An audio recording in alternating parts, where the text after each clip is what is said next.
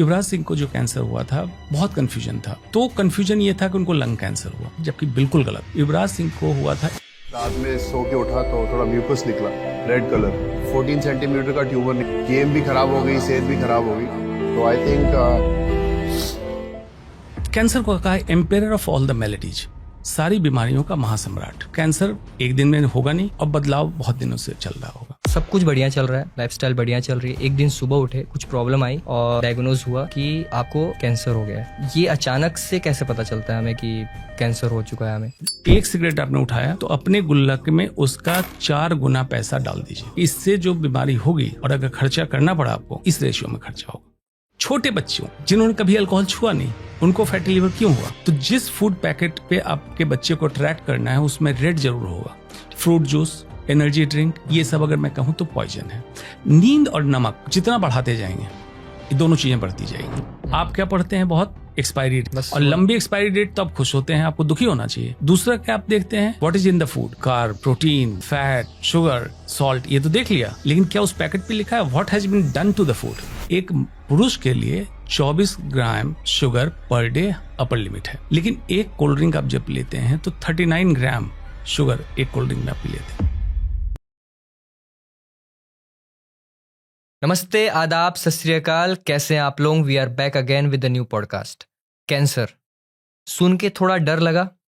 India में हर साल 15 lakh cancer के केसेस आते हैं, जिसमें से 9 से 10 लाख लोगों की मौत हो जाती है। युवराज सिंह, संजय दत्त, हिना खान और न जाने कितने ही सेलिब्रिटीज इस दौर से होके गुजरे हैं। आज हम कैंसर के बारे में बात करेंगे, लेकिन हम बात करेंगे प्रिवेंशन के बारे में। कैंसर एक फोबिया है जिसे सुनकर हर किसी के पसीने छूट जाते हैं, लेकिन डरने की बात नहीं है। आज इस पॉडकास्ट में हमने बात की है लाइफस्टाइल के बारे में, जिसे चेंज करके हम कैंसर से बच सकते हैं। So please welcome doctor Anshuman.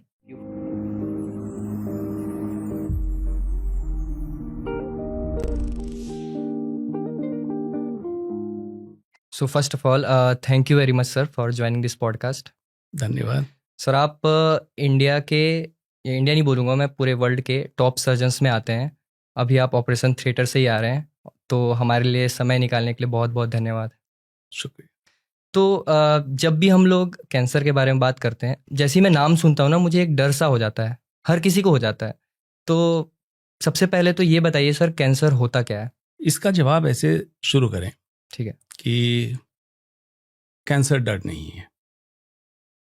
जो आम जनता समझती है ये अवधारणा है। कैंसर कोई भी बीमारी की तरह एक बीमारी है, ठीक है, लेकिन जागरूकता की कमी और अज्ञानता के कारण इसको वैज्ञानिक दृष्टिकोण से कोई समझने को तैयार नहीं है। इसलिए कैंसर एक बहुत बड़ा हौवा लगता है। मैंने जब कहा आम बीमारी की तरह, उदाहरण के तौर पे लेते हैं हार्ट अटैक। कॉमनली लोग जान रहे हैं तो अब कहते हैं हार्ट अटैक कुछ नहीं, स्टेंट डलता है, ठीक हो जाता है। ठीक है। कैंसर में बाहर से कुछ नहीं हुआ, शरीर की अपनी कोशिकाएं अनकंट्रोल्ड हो जाए, तो इसकी परिभाषा पहले कर लें। ठीक है। Uncontrolled purposeless growth of our own body cells with a potency to migrate from one organ to another is cancer. अब चलिए हिंदी में इसको कैसे समझें। अब शरीर की अपनी कोशिकाओं का बेतरतीब, उद्देश्य विहीन, निरंतर वृद्धि होना और एक अंग से दूसरे अंग में पहुंचने की क्षमता पा लेना, इसी को कैंसर कहते हैं। ठीक है। अब और साधारण भाषा, मान लीजिए दिल्ली की आबादी 3 करोड़ है। 3 करोड़ लोग लॉ एंड ऑर्डर मेंटेन करके साथ रह रहे हैं, अच्छे से काम कर रहे हैं, सब चल रहा है। ये ह्यूमन बॉडी है। 30 ट्रिलियन सेल्स मिलके एक इंसान का शरीर बना हुआ है। अब इसी में से कुछ कोशिकाएं हमारी टेररिस्ट हो जाएं, आतंकवादी, यहीं से पनपे, अपने लोगों को मारने लगे, बेतरतीब बढ़ने लगे, एक राज्य से दूसरे राज्य, एक देश से दूसरे देश भागने लगे, ये कैंसर है। तो अब ये समझने की जरूरत है, तो जिस दिन कैंसर हुआ उसके पहले ये सारी कोशिकाएं कैसे ठीक से काम करती थी सुचारू रूप से, आज क्या हो गया? कैंसर एक दिन में नहीं बनता है। ठीक है, ट्रू। बहुत लंबे प्रताड़ना मैं कह रहा हूं, आपने सेल्यूलर लेवल पे इतना इंसल्ट किया किसी खास अंग को या पूरे लाइफस्टाइल को, इसके लिए बॉडी का डिफेंस सिस्टम होता है। कोई भी गड़बड़ी शरीर में होती है उसको True. करेक्ट बॉडी कर देगा, अपने आप ही हील करती है। इम्यून करती है। लेकिन कभी ऐसा सिस्टम, वो प्रताड़ना बहुत लंबे समय से चल रही थी और वो प्रताड़ना ऐसी होने लगी जो इम्यून सिस्टम डिटेक्ट करने में असमर्थ होने लगे। ओके, ठीक इसको मौका मिल गया, है। कैंसर सेल पनपने लगा, True. एक ट्यूमर का रूप लिया, एक जगह से दूसरी जगह भागने लगा, यही कैंसर है। अब इसमें प्रताड़ना जैसे कोई आतंकवादी क्यों बनता है? आप बार बार कुछ ऐसी चीज कर रहे हैं जिसके कारण उसके मन में विद्रोह हो जाए। तो जो भी सामान्य जीवन के लिए जरूरत नहीं है, मतलब प्राकृतिक चीजें जो जरूरत नहीं है, उसके अलावा जब भी हम करते हैं तो आपको जानकर आश्चर्य होगा, हर दिन हर इंसान के शरीर में कैंसर सेल बनता है, हमारे ही शरीर में बन रहा है। सभी इंसान के शरीर में। ओके। और एक लाइन में कहें तो अगर जिंदा हैं तो हम्म, कैंसर होने की संभावना है। ठीक। ठीक है। लेकिन ऐसा डिफेंस सिस्टम बना के दिया हुआ है कि उस कैंसर सेल को एबनॉर्मल डिटेक्ट करके और डिफेंस सिस्टम उसको डिस्ट्रॉय कर देता है। पहले कोशिश करता है रिपेयर करो, जैसे कोई बदमाश होता है आप उसको कोशिश करते हैं कि पहले उसको समझाओ, सजा दो, मान गया ठीक है, लेकिन नहीं माना तो उसको किल कर दो। तो डिफेंस सिस्टम कर रहा था, लेकिन या तो कोशिकाएं बहुत ताकतवर हो गई, कैंसर की कोशिकाएं, या डिफेंस सिस्टम कमजोर हो गया। तो ये हमारी बॉडी इस लड़ाई को हार जाती है और कैंसर सेल पनपने लगता है। मतलब वो हमारे बॉडी से ही शुरू होती है और फिर उसका वो एक कैंसर का रूप ले लेती है। बिल्कुल। अभी आपने जागरूकता की बात की, हम लोग अभी यहाँ से पास बाई कर रहे थे, हमने देखा बहुत सारे लोग स्मोक कर रहे थे वहीं पे खड़े होके। क्या ये कैंसर के प्रति जागरूकता नहीं होना इस चीज़ से रिलेटेड है कि हमें लगता है कि यार हमें तो नहीं होगा, और हमें जब ये होगा तो बहुत लेट तक होगा, और मतलब अगर हुआ तो फिर इसका कोई इलाज ही नहीं है, हो सकता है अब डेथ ही हो, क्योंकि कॉमन पीपल्स लोगों में ये धारणा है, बहुत ज़्यादा डर भी रहता है अगर हो गया तो मतलब दैट्स ऑल कंप्लीट। देखिए, ये तो माना नहीं जा सकता है कि लोगों को पता नहीं तंबाकू के उत्पाद, स्मोकिंग, गुटखा या किसी फॉर्म में तंबाकू का उत्पाद या शराब, इनसे कैंसर होता है, ऐसा नहीं है, मालूम सबको है। मना वो करते हैं जो टोबैको लॉबी वाले हैं, वो कह सकते हैं कि कोई ऐसा रिसर्च नहीं है कि तंबाकू से कैंसर होता है, लेकिन कॉमन पब्लिक को मालूम है। पहला उनके दिमाग में आता है क्या ऐसा थोड़ी है जो लोग सिगरेट पीते हैं सबको कैंसर होगा, पहला दिमाग में आता है। ट्रू। दूसरा दिमाग में आता है सबकॉन्शियस माइंड को एक्टिवेट करके इंसान उसको किसी बैकयार्ड में, अपने थॉट के बैकयार्ड में फेंक देता है कि चलो आज पी लेता हूं, या दोस्ती यारी सर्कल इतना इन्फ्लुएंशियल हो गया कि उसके सामने आपका कॉन्शियस माइंड, मतलब डिसीजन लेने की जो क्षमता है दिमाग की, ये दब गई और आप स्मोकिंग करने लगे। एक बार जब इसके लत में घुसे तब आपके काबू से बाहर चला गया और फिर आप स्मोकिंग के गिरफ्त में आ गए, अब चाह के भी नहीं छोड़ते हैं। ठीक है। इसमें कोई कंफ्यूजन नहीं है कि तंबाकू के किसी भी उत्पाद से कैंसर होता है। ठीक। अब इसको लोग स्ट्रेस बस्टर, एक्टिव True. रहना, अलर्ट रहना, इसके लिए समझते हैं कि ये जरूरी है। ये बिल्कुल गलत है। 2 मिनट अगर ऑफिस में काम कर रहे हैं आप फुल बॉडी स्ट्रेचिंग कर लें, आपको ज्यादा अलर्ट एक्टिव करेगा। किसी अच्छे टॉपिक पे डिस्कशन कर लें ज्यादा, क्योंकि ऐसा हो नहीं सकता है कि अगर आप इंसान हैं और आपको तनाव ना हो। वो तो होना है, इंसान है तो तनाव होगा। ट्रू। और life is just like roller coaster, नीचे आएंगे तो ऊपर जाएंगे, ऊपर हैं तो नीचे आएंगे। ईसीजी का कर्व भी देखा होगा, जब तक ऊपर नीचे लाइनें चल रही तभी तक इंसान जिंदा घोषित रहता है। तो अगर आप चाहते हैं आपका जीवन ऐसा हो जाए बिल्कुल फ्लैट लाइन चले, तो मतलब आप जिंदा नहीं। हमें ये समझना पड़ेगा कि लाइफस्टाइल पे ऊपर नीचे तो होते रहता है, जीवन में ही, जीवन शैली में नहीं, जीवन में ही जीवन ऊपर में नीचे ही। होगा। True. अब इसका निदान आप बैसाखी की तरह कैंसर, टोबैको या सिगरेट या अल्कोहल लेते हैं तो ये गलत है। True. ये वैशाखी है, और फिर आपको हैंडीकैप करके इसके ऊपर डिपेंडेंसी हो जाएगी, फिर आप चाह के भी नहीं छोड़ पाएंगे। तो ऐसा होता इसको जो दर्शक सुन रहे हैं अगर उनको लगता हो तो आप ये तय रखिए कि एक सिगरेट, एक गुटखा जो भी उठाते हैं, उसके एक सिगरेट आपने उठाया तो अपने गुल्लक में उसका 4 गुना पैसा डाल दीजिए, कि इससे जो बीमारी होगी और अगर खर्चा करना पड़ा आपको, इस रेशियो में खर्चा होगा। अगर जागरूकता इस लेवल तक पहुंच जाए तो मुझे लगता है कोई इंसान फिर करेगा। इतना तो मुझे लगता नहीं कि सोचते भी हैं लोग, मतलब एक बार वो लत लग गई तो उन्हें लगता है यार क्या इतने पैसों के लिए इतना क्या सोचना, अभी तो मुझे टेंशन है, अभी तो मुझे सिगरेट पीना है। ऑल्दो मैं अपने क्वेश्चन पे आता हूँ कि मैंने जितने अपने फ्रेंड्स लोगों को देखा है जिनको मतलब कैंसर हुआ है किसी ना किसी फॉर्म में, तो मुझे ये पता चला है कि सब कुछ बढ़िया चल रहा है, लाइफस्टाइल बढ़िया चल रही है। एक दिन सुबह उठे, कुछ प्रॉब्लम आई और डायग्नोज हुआ कि आपको कैंसर हो गया है। तो ये अचानक से कैसे पता चलता है हमें कि कैंसर हो चुका है हमें? या तो बॉडी का कुछ सिग्नल्स स्टार्टिंग से हम नहीं ले पा रहे होते हैं। बिल्कुल बिल्कुल, आप Okay. बिल्कुल पॉइंट पे आ गए। ओके। आमतौर पे बॉडी सिग्नल देती है और बहुत पहले से देती है।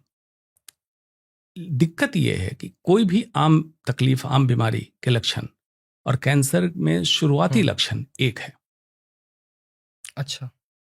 इसलिए ये चीज मिस हो जाती है। जैसे पेट भारी रहना, फूला रहना, एसिडिटी हो जाना। आमतौर पे लोग समझते हैं एसिडिटी हो गई, खाना गड़बड़ खाया, ठीक है, लेकिन जब आपने खाना ठीक कर लिया दोबारा एसिडिटी क्यों हो रही है?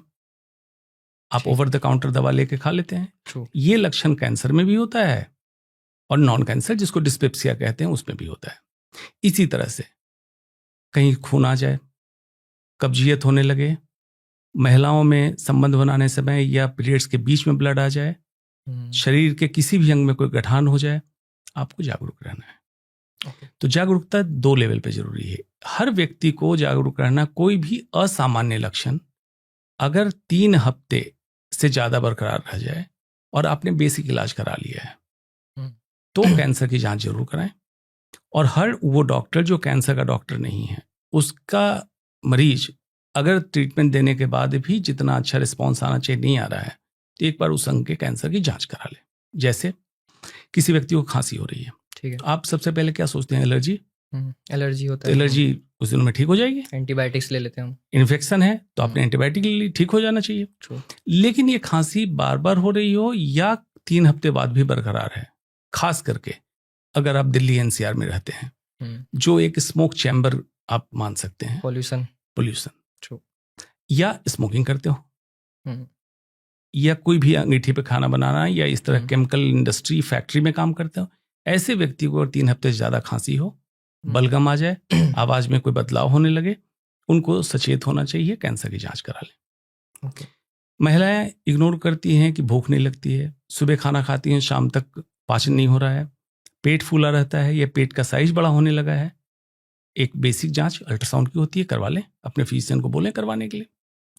ओवर द काउंटर मेडिसिन लेना, ये भारत में एक समस्या है कि किसी भी दवा की दुकान पे जाके आप एसिडिटी की दवा या किसी भी चीज की दवा लेके खा लेते हैं और कोशिश नहीं करते हैं कि इसकी जड़ तक पहुंचे।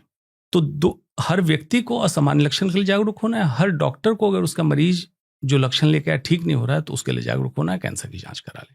इतनी जागरूकता की जरूरत है। ये तो बहुत कॉमन हो गया, हर कोई डॉक्टर बन जाता है। फिर सर दर्द हुआ, मैं गोली ले लिया। मुझे अगर पेट में एसिडिटी हुआ, यार वो गैस की कोई गोली ले लो, ठीक हो जाएगा। तो मैं आपसे एक स्ट्रेट फॉरवर्ड अगर पूछूं, टॉप 3 सिम्टम्स पूछूं जो मतलब एक इंडिकेशन, मतलब क्लियर कट इंडिकेशन देते हैं कि हाँ now you need to stop either your lifestyle में जो स्मोकिंग या फिर वो है, या फिर कुछ तो गड़बड़ है आपके शरीर में। इस पे एक चीज और क्लियर करते चलें, ठीक। आज गूगल के जमाने में कोई भी लक्षण होता है, इंसान सर्च करता है, एआई का एल्गोरिथम इस तरह चल रहा है कि अल्टीमेटली आपको लास्ट डायग्नोसिस या पूरे डिस्कशन में गूगल कहीं न कहीं कैंसर की चर्चा कर देगा। ट्रू। मतलब तो हमारे पास ऐसे लोग आते हैं कि लक्षण बिल्कुल आम सामान्य कुछ लक्षण था और उनको डर हो गया, मुझे कैंसर हो गया। और ये एक लेवल से ज्यादा इस तरह से लोगों को लगने लगे कि मुझे हार्ट अटैक होने वाला है, कैंसर हो गया, कुछ हो गया। इसको तकलीफ को हाइपोकॉन्ड्रियासिस, मतलब इंसान बार बार सोचता है मुझे कोई मेजर बीमारी होने वाली है। तो उस लेवल पे भी नहीं जाना है। लक्षण कुछ महसूस हो, असामान्य लक्षण, तो आप जांच कराएं। जागरूकता इस लेवल पे होनी चाहिए, वैज्ञानिक आधार पे और वैज्ञानिक तथ्य पे, ऊपर ऊपर नहीं होनी चाहिए। तो चलते हैं एक एक अंग से। स्तन का कैंसर आमतौर पे प्रेजेंट करता है गिल्टी लेके, कोई गठान है। लेकिन महिलाएं जो गलती करती है, जिनको मैं कहता हूं ब्रेस्ट सेल्फ एग्जामिनेशन, हर महिला को जो प्रीमेनोपॉजल है, मतलब मासिक धर्म पीरियड से भी चल रहा है, तो पीरियड्स जिस दिन स्टार्ट होता है उसके 7वें डे ब्रेस्ट सेल्फ एग्जामिनेशन करें। इस पे एक चर्चा अच्छी हो सकती है। जब नहाने जाती है फिक्स डेट कर लें किस तरह से एग्जामिन करना है। आमतौर पर महिलाएं जो गलती करती हैं, इस तरह से स्तन के टिश्यू को पकड़ के चेक करती हैं, ऐसे गठान नहीं महसूस होती है। पैड ऑफ द फिंगर, यहां से इस तरह से स्तन को चेक करना है। तो कोई भी गठान जो हाल फिलहाल में आपको दिखने लगे, निप्पल के साइज में या डायरेक्शन में बदलाव होने लगे, निप्पल से कोई रिसाव आने लगे, इन चीजों के लक्षण में आप जाके जांच कराएं, डॉक्टर को दिखाएं। एबनॉर्मल ब्लीडिंग, पीरियड्स के बीच में ब्लीडिंग हो जाए, संबंध बनाने से ब्लीडिंग हो जाए, किसी को टट्टी के साथ ब्लड आ जाए, पेशाब में खून आ जाए, खांसी में खून आ जाए, बलगम में या मुंह से, दांत के बीच से, जिसको आमतौर पे पैरिया कह के लोग समझ के छोड़ देते हैं, इसकी जांच कराएं। एसिडिटी, इंडाइजेशन होने लगे, पेट के किसी कैंसर का लक्षण हो सकता है। इसी तरह से अंग के आधार पे लक्षण होंगे, लेकिन आपको सिर्फ जागरूक ये रहना है कि शुरुआती स्टेज या प्री कैंसर स्टेज में अगर आप जागरूक होते हैं तो और बीमारियों की तरह एक ठीक होने वाली चीज है, इसमें ऐसा कुछ भी नहीं है जो इनक्योरेबल है। ट्रू। मैं कहीं पढ़ रहा था कि ये कैंसर की बीमारी ऐसा नहीं होता है कि मतलब एक पर्टिकुलर सिम्टम से या फिर एक पर्टिकुलर वे में ही डेवलप होती है। जैसे आप जी रहे हैं, मतलब अगर मैं हार्ट से रिलेटेड कुछ दवाइयाँ ले रहा हूँ तो वो धीरे धीरे धीरे धीरे धीरे धीरे जमा होते जाती हैं और वो फिर एक कैंसर का रूप ले लेती हैं। ऐसा भी होता है कि किसी और carry over of any disease becomes the cancer? देखिए, आप विज्ञान के विद्यार्थी हैं तो मुझे पता है, लेकिन मेडिकल को इतनी बारीकी से समझते हैं ये नहीं पता था। कैंसर को कहा है एम्पायर ऑफ ऑल द मैलेडीज, सारी बीमारियों का महासम्राट। ठीक है। तो कैंसर एक दिन में होगा नहीं और बदलाव बहुत दिनों से चल रहा होगा। मैक्सिमम लोग मानते हैं कैंसर जेनेटिक डिसऑर्डर है। हाँ, ये मतलब मैंने कट कर रहा हूँ मैं आपको, सॉरी। ये सुना है कि जैसे आप स्मोक कर रहे होते हैं या फिर एक लाइफस्टाइल में, तो जेनेटिक में उनके जो जेनेटिक्स होते हैं वो थोड़े से डिसबैलेंस हो जाते हैं या फिर कुछ changes in the cell of genetics होता है, उसको कैंसर बोल दिया जाता है। जेनेटिक तब कहें जब एक फैमिली में कैंसर जीन के ट्रांसफर से, ओके, कैंसर फॉर्मिंग जीन के ट्रांसफर से होने लगे। वो जेनेटिक। जैसे एंजेलिना जॉली, उनकी नानी को ब्रेस्ट कैंसर था, मदर को ब्रेस्ट कैंसर था, तो उन्होंने अपना टेस्ट कराया क्योंकि उनकी नानी मदर के एज में ये टेस्ट नहीं आया था। BRCA टेस्ट ब्रेस्ट कैंसर के लिए कराते हैं। ये जीन उनमें एबनॉर्मल आई तो उन्होंने कैंसर होने से पहले अपनी ब्रेस्ट की सर्जरी करा दी ताकि रिस्क रिडक्शन हो जाए। तो ये तो कैंसर जो जेनेटिक है, सिर्फ 5 से 15% कैंसर जेनेटिक है। ओके, सिर्फ 5 से 15%, मतलब 85% कैंसर आप एक्वायर्ड करते हैं। बाहर से कुछ चीजें आती है जो आपके कोशिकाओं को डैमेज करती है। अल्टीमेटली डैमेज DNA को होना है, और DNA डैमेज जब होगा और रिपेयर उसका जब होगा, वो ठीक से रिपेयर ना हो तो कैंसर सेल का रूप ले लेगा, मतलब उसको ऑटोनॉमी में डाल देगा, अराजक बना देगा, एनार्की, और उसके बाद बढ़ने लगा। उसमें बढ़ने की जो क्षमता है ये खत्म हो जाएगी और ये सेल पनपने लगेगा। इसको करने में एक दिन का समय नहीं लगेगा। तो जो आपने बात पूछी, रिमेनिंग 85% कैंसर को अब जो रिसर्च कह रहा है कि माइटोकॉन्ड्रियल मेटाबॉलिक डिजीज, माइटोकॉन्ड्रिया हमारी सेल के अंदर एक पावर हाउस है जो ATP जनरेट करता है और हमें एनर्जी देता है। Powerhouse of cell, powerhouse of the cell. Mitochondrial metabolic disease मतलब मेटाबॉलिज्म, मतलब जो हम खाना खाते हैं, न्यूट्रिशन लेते हैं, उसको कैसे सुचारू रूप से बॉडी डाइजेस्ट करती है, उसको मेटाबॉलिज्म कहते हैं। माइटोकॉन्ड्रियल लेवल पे अगर मेटाबॉलिक डिफेक्टिव हो तो कैंसर होगा 85% लोगों में। अब उसका कारण क्या हो सकता है? ये कारण सब कॉमन होगा जो आपने सवाल किया: hypertension, diabetes, heart attack, obesity, polycystic ovarian disease, dementia, बच्चों में ADD, ADHD, ये सारे समझ लीजिए कि एक रास्ते पे चल रहे हैं, अलग अलग बीमारियां बीच में पड़ रही है और फर्दर और गड़बड़ी होकर तब कैंसर आएगा। अब ये क्या हो सकता है? जब मैं कहता हूं जितनी बीमारियों का नाम अभी मैंने बताया, cancer, heart disease, hypertension, obesity, diabetes, type 2 diabetes, ये बीमारी नहीं है। बीमारी सेल के अंदर है, मॉलिक्यूलर लेवल पे, जिसको बीमारी इसलिए लोग नहीं कह रहे हैं कि उसकी कोई दवा ना बनी है ना बन सकती है। कैंसर की दवा बनी है, हार्ट डिजीज की दवा बनी, इसलिए इसमें एक बाजारवाद भी है, इसलिए इसको बीमारी कहते हैं। एक्चुअल बीमारी कहाँ है? जो आपने पूछा कि क्या ऐसी बीमारियां कलेक्ट होते जाएं तो बन सकती हैं। सारी बीमारियों के पीछे ये कॉमन चीजें 8 हैं, जो साइंस के विद्यार्थी होंगे वो समझ लेंगे, जस्ट दर्शकों के लिए मैं बताता हूँ।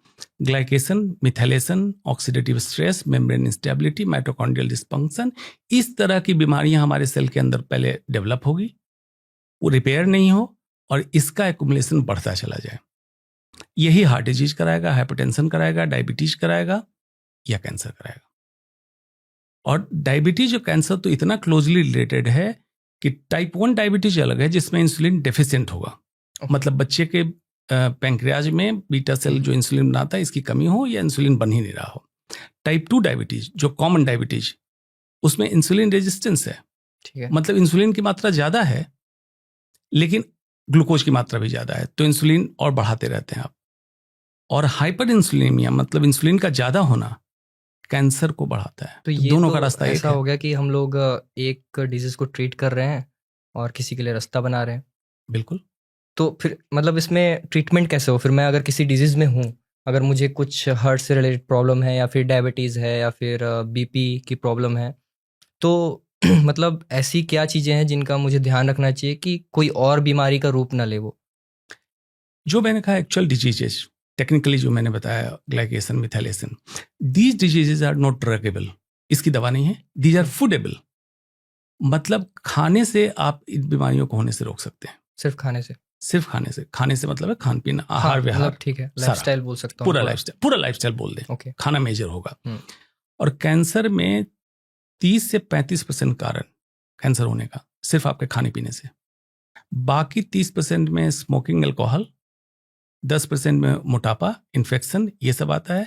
मतलब आप सोच लीजिए कि 35% कारण सिर्फ आपके खाने पीने से संबंधित है। और ये कारण कोई ध्यान नहीं देता है, मतलब मोस्टली वो देखते हैं कि अगर मैं सिगरेट नहीं पी रहा हूँ, अल्कोहल नहीं कंज्यूम बिल्कुल। कर रहा हूँ, तो मतलब मुझे कैंसर नहीं होगा। बिल्कुल। अब इस पे इसलिए ध्यान नहीं दिया है, दोनों तरह से बाजारवाद इन्वॉल्व है। जो इस विधा को जान रहे हैं वो नहीं बोल रहे हैं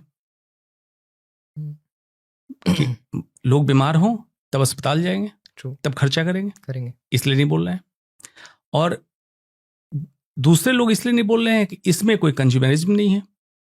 अगर लोगों को आप ठीक रखने लगे हाँ, तो फिर व्यवसाय का क्या होगा? ट्रू। दूसरा, खाने पीने का इतना व्यवसाय क्यों बढ़ा, आपने सोचा? होमोसेपियंस या फॉर दैट मैटर कोई भी लिविंग क्रिएचर दो ही चीज के लिए काम करता है, ठीक है, ओन सर्वाइवल, अपने आप को कैसे जिंदा रखे, एंड स्पेसीज सर्वाइवल, प्रोजेनी कैसे बढ़े। ठीक है, तो अपने आप को जिंदा कर रखने के लिए जो हमारे ब्रेन को सिग्नल दिया गया भूख का, आपको भूख लगेगी, लेकिन भूख और वासना में फर्क समझ आना चाहिए। ट्रू। भूख लगेगी तो एनर्जी सोर्स के लिए आप कुछ भी एनर्जी सोर्स ले सकते हो, उससे स्वाद की जरूरत नहीं लगेगी आपको। लेकिन जब स्वाद के लिए खा रहे हैं, मतलब वासना, ये आपको एनर्जी सरप्लस में देगा और ये बीमारियों का कारण बनेगा। ये समझने की जरूरत है। एंड स्पेसीज सर्वाइवल के लिए सेक्स दिया गया जो आपको प्रोजेनी, अपने नेक्स्ट जनरेशन के लिए तैयारी कराएगा। इसके लिए करते हैं, इसलिए फूड इंडस्ट्री इसी साइकोलॉजी का फायदा उठा के आपके मार्केट में नई नई चीजें पंप करता है। और उस फूड इंडस्ट्री में उन चीजों का एडिक्शन सबसे ज्यादा होता है जिसमें शुगर हो। ओके, शुगर इज एडिक्टिव, बहुत ज्यादा। और शुगर कुछ पॉडकास्ट पे लोगों ने सुना तो उस पे लिखा सोशल मीडिया पे, जब मैं कहता हूं sugar is alcohol for the children, तो लोगों ने लिखा कि फिर तो मैं अल्कोहल ही ले लेता हूं। लेकिन ये तो देखिए तर्क और कुतर्क वाली बात हो गई। सही बात। इसका मतलब मैं ये हर समय कहता हूं, alcohol is addictive, sugar is addictive. Alcohol fatty liver कराता है, शुगर फैटी लिवर कराता है। अल्कोहल कैंसर कराता है, ओबेसिटी कराता है, शुगर भी कैंसर कराता है, ओबेसिटी कराता है। इस तरह से समानता है। तो मैं ये बात इसलिए कहता हूं कि पहले फैटी लिवर सिर्फ एडल्ट में देखा जाता था, ठीक है। अब छोटे बच्चों को जिन्होंने कभी अल्कोहल छुआ नहीं, उनको फैटी लिवर क्यों हुआ? Because of excess sugar. अब आप समझ रहे हैं, शुगर की जब चर्चा हो रही तो क्या शुगर में मतलब जो मीठी चीजें हमें लग रही वो उसी में शुगर है? दर्शक जो सुन रहे हैं अभी नमकीन का पैकेट उठाएं, पीछे पढ़ें, कार्बोहाइड्रेट, प्रोटीन, फैट के साथ एडेड शुगर लिखा है। तो नमकीन जब आप खाने जा रहे थे तो शुगर क्यों मिलाया गया? ट्रू, मतलब ये तो सोचने वाली सच में बात है कि आखिरी बात समझ में। अब सोचिए कि आपको एडिक्ट करने के लिए, लेकिन आप नमकीन खाने के टेस्ट में थे, तो आपको मीठा ना लगे इसके लिए सॉल्ट बढ़ा दिया गया। ठीक है। और भी मसाले डाल दिए गए, और आमतौर पे ऐसी चीजें हाई इन फैट होती है। इसको कहते हैं HSSF, high in sugar, salt and fat. ठीक है। और फैट कौन सा? पाम ऑयल, जिसमें ओमेगा 6 फैटी एसिड है। Again mitochondrial suppressant, heart attack बढ़ाएगा, हाइपरटेंशन बढ़ाएगा, कैंसर कराएगा। तो बेसिकली ये जो नमकीन का पैकेट आप लेके बैठे हैं, ये कैंसर का पैकेट है। ये तो बहुत कॉमन होता है, बच्चों के लिए भी कॉमन होता है कि एक चिप्स का पैकेट ला के बच्चों को दे देते हैं और स्टार्टिंग से ही एक आदत लगवा देते हैं। ये 3 वर्ड पे मैं आऊँगा, शुगर, सॉल्ट और पाम ऑयल। तो इनके बारे में बताइए कि कैसे मैं इन्हें कम कर सकता हूँ अपनी लाइफस्टाइल में, क्योंकि अब हम लोग शायद लाइफस्टाइल पे आ गए हैं। मैं डेली अगर मॉर्निंग में उठ रहा हूँ तो कहीं ना कहीं मेरी बॉडी में शुगर तो जा रहा है, चाहे मैं सुबह उठ रहा हूँ और चाय पी रहा हूँ उसके रूप में जा रहा है, या फिर मैं कुछ फूड का कोई पैकेट खोला उसको खा रहा हूँ मैं, उस पे गया शुगर। पाम ऑयल की अगर हमने बात की तो कुछ भी है, जैसे जैसे वो स्टार्ट होते जा रहा है हमारा डे, इन तीनों में से कोई ना कोई प्रोडक्ट हमारे शरीर में जा रहा है और सरप्लस में ही जा रहा है जितना हमें रिक्वायर्ड है। तो इसे धीरे धीरे कम कैसे किया जाए शुगर? इसको एक एक करके करें। ठीक है। शुगर का मतलब लोग समझते हैं मीठी चीज। ग्लूकोज एक मॉलिक्यूल है। अब चलिए चीनी से बात शुरू करें। चीनी या कोई भी इस तरह की चीज जिसमें सुक्रोज होता है, सुक्रोज में 1 मॉलिक्यूल ग्लूकोज, 1 मॉलिक्यूल फ्रुक्टोज मिला हुआ है।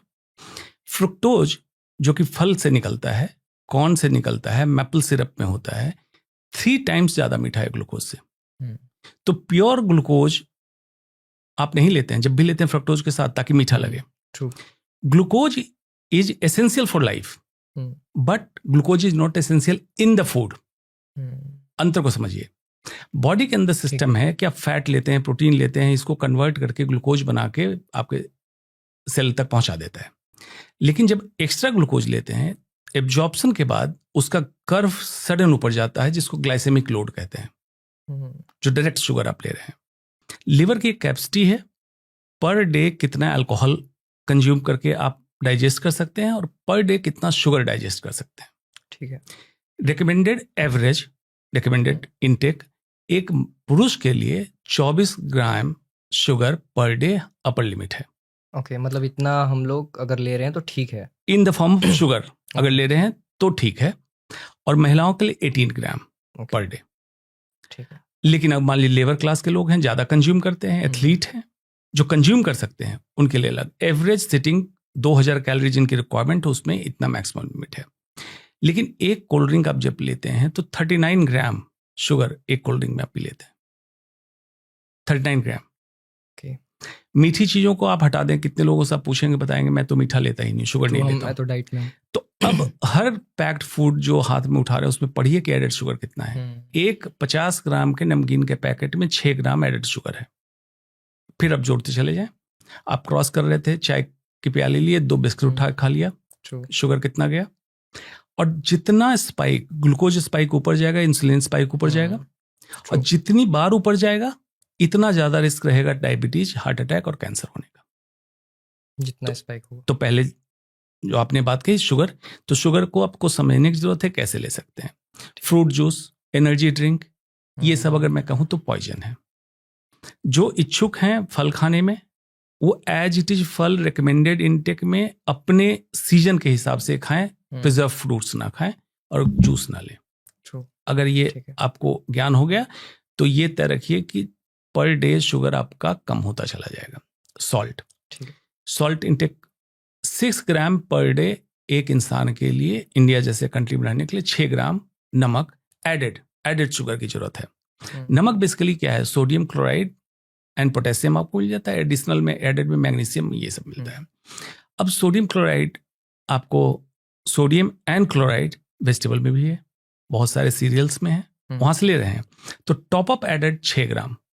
अब 6 ग्राम लग रहा होगा पता नहीं कितना होता है। डिजिटल मशीन आती है, छोटी सी किचन मशीन, जो 1 ग्राम भी मेजर कर सकती है। तो इस मशीन को 250 रुपए की मशीन है, हर रसोई में रख लीजिए। आप अंदाजा करेंगे तब आपको समझ में आएगा पर डे आप खा के रहे थे 6 ग्राम सॉल्ट कितना कम है, 24 ग्राम शुगर कितना कम है। इस तरह से कम करना है। नींद और नमक जितना बढ़ाते जाएंगे, ये दोनों चीजें बढ़ती जाएंगी। नींद और नमक आप ट्राई करके देखिएगा। कर रहे हैं हम लोग। आज आपने खाना खाया, ठीक है। अगले दिन खाने में थोड़ा नमक एडेड और ले लें, अगले दिन यही नमक फिर कम लेगा, फिर और लेंगे। इसकी कैपेसिटी आप कहीं भी ले जा सकते हैं, इतना एडेप्टिव है। नींद, आप 7-8 घंटे सोते थे, 2 घंटे ज्यादा सो के देख लीजिए, और सोइए और सोइए, नींद बढ़ती जाएगी, अनलेस कि आप तनाव में ना हो। तो ये एक डिक्टम कहा गया कि नींद और नमक जितना बढ़ाते जाए बढ़ते जाए, और जितना आप बैलेंस करना चाहें आप इसको बैलेंस कर सकते हैं। तो सॉल्ट पे ऐसे काम करें, आप हर चीजों को चेक करना चालू करें, कब कब आप एडेड सॉल्ट ले रहे हैं। उसके बाद fat, all fat are not bad. Maximum लोग समझते हैं चर्बी छोड़ दो, फैटी लीवर हुआ, फैटी लीवर के पीछे की वजह शुगर है, न कि फैट है, लोगों को पता भी नहीं है। फैट किसी भी फॉर्म में 9 कैलोरी पर ग्राम आपको एनर्जी देता है। प्रोटीन एंड शुगर 4 कैलोरी पर ग्राम देता है। फैट को डिग्रेड होके एनर्जी फॉर्म में पहुंचने में समय लगता है। प्लस फैट जीरो करेंगे तो fat soluble vitamin A, D, E, K आपके बॉडी को नहीं पहुंचेगा। तो इसलिए एक रिकमेंडेड इनटेक ऑफ फैट आपको चाहिए। नॉर्थ इंडिया के लिए जो रिकमेंडेड है, सरसों का तेल, घी, देसी घी, ये आप ले सकते हैं। ओमेगा 6 फैटी एसिड रिकमेंडेड नहीं है। Omega 6 fatty acid inflammatory fatty acid है। ओमेगा 3 फैटी एसिड आप ले सकते हैं, जो आपको मिलता है अखरोट में, फिश ऑयल में, फ्लैक्सीड में, ये आपके लिए रिकमेंडेड है। ये एंटी इन्फ्लेमेटरी है और बॉडी के नर्व को यंग रखने में ओमेगा 3 हमें चाहिए। तो इसको बैलेंस करें इस तरह से। प्लस एक्टिविटी जब करेंगे तो यही फैट आप बर्न कर लेंगे। वो एक्टिविटी तो इसी को बैलेंस करने की जरूरत है। HSSF को बैलेंस करके अपने लाइफ में धीरे धीरे कम करना है। ट्रू। आई थिंक बहुत सारी चीज़ें हमारे लाइफस्टाइल में हम कर रहे हैं जो बैलेंस करना हमें बहुत ज़रूरी है। जैसे ही वो इम्बैलेंस होती है, कुछ ना कुछ इकट्ठा होते जाती है। जैसे हमने नमक के बारे में बात की, शुगर के बारे में बात की, फैट के बारे में बात की, और शायद इतना कोई ध्यान भी नहीं देता।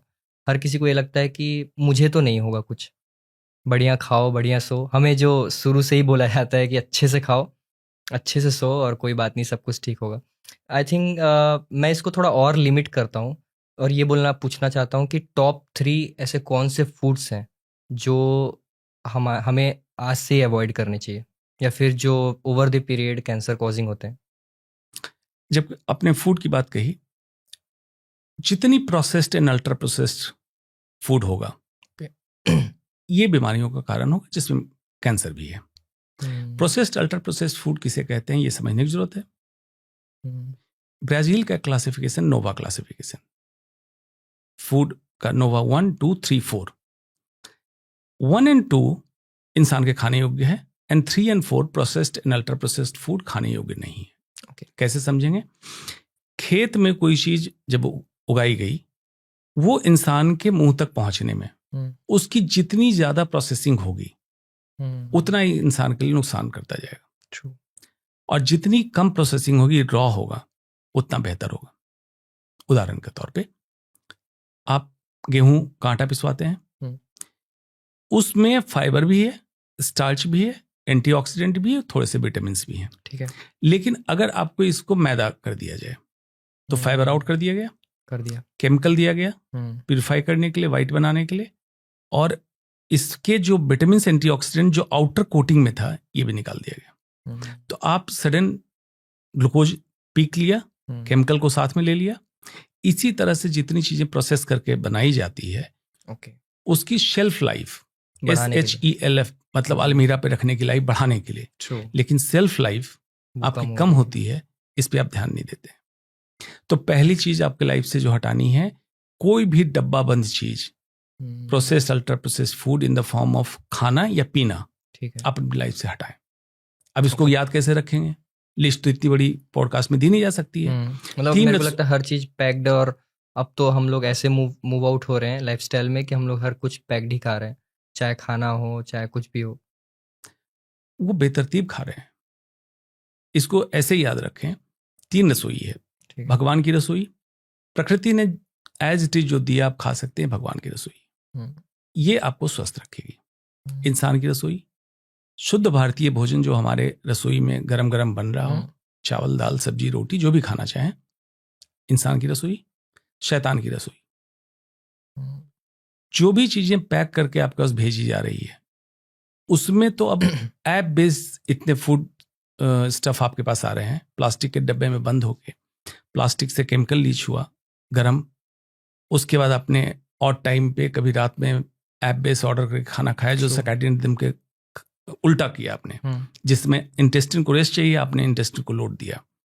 उसके साथ आपको एनर्जी ड्रिंक एक ऑफर में दे दिया गया। ऑफर में इसलिए दिया गया कि रात को आपने जब खाना ऑर्डर किया है तो थोड़ा उससे एडिक्शन हो और थोड़ा सा शुगरी ड्रिंक से एडिक्शन हो ताकि अगले दिन फिर आप मंगाएं।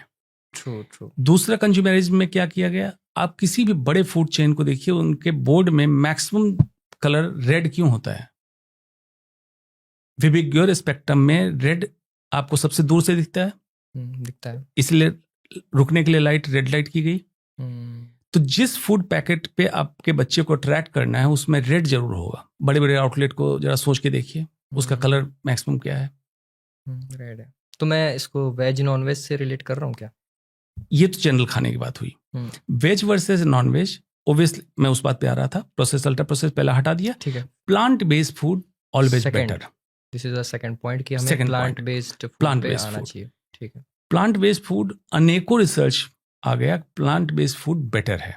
लेकिन जो नॉन वेजिटेरियन है उनके लिए ये है कि आपका 70% फाइबर या प्लांट बेस्ड फूड हो, 30% आपका नॉन वेज फूड हो, वो भी processed, packed, preserved non veg ना हो, स्मोकी कुक ना हो। जैसे जापान में स्मोक्ड नॉन वेज का बड़ा कल्चर है, उससे नाइट्रोसामिन जनरेट होता है जो स्टमक कैंसर, खाने की थैली का कैंसर कराता है। इसलिए जापान में स्टमक कैंसर बहुत कॉमन है। इन चीजों का ध्यान दें। लेकिन नॉन वेजिटेरियन लोगों की दिक्कत क्या है कि नॉन वेज जब खाते हैं तो उनके लिए वेजिटेरियन खाना बिल्कुल बेकार है। ट्रू, ऐसा होता है। जबकि उनको मैं रिकमेंड करता हूं कि एक प्लेट सलाद खाओ अगर नॉन वेज खाना है तो। ओके, साथ में पहले सलाद खाओ। ओके। और अच्छा, चलिए इसी पे बताता हूँ। खाने में कोशिश ये करनी चाहिए हर इंसान को, पहले आप फाइबर लें। फाइबर आपको सब्जी में, सलाद में मिलेगा। फिर आप प्रोटीन फैट लें। प्रोटीन फैट दाल है, राजमा है, जो भी आप खाते हैं। और थर्ड में कार्ब लें। कार्ब सबसे कम और लास्ट में। कार्ब से मतलब है कॉम्प्लेक्स कार्ब, जिसमें आपका चावल, रोटी, इस तरह की चीजें आती हैं। कॉम्प्लेक्स कार्बोहाइड्रेट, प्रोसेस्ड नहीं। अगर इस सीक्वेंस में खाना लेंगे तो ग्लाइसेमिक लोड स्लो बढ़ेगा, लिवर पे लोड नहीं बढ़ेगा, इंसुलिन का बहुत पीक नहीं होगा और कैंसर, हार्ट डिजीज जैसी बीमारियों से बचेंगे।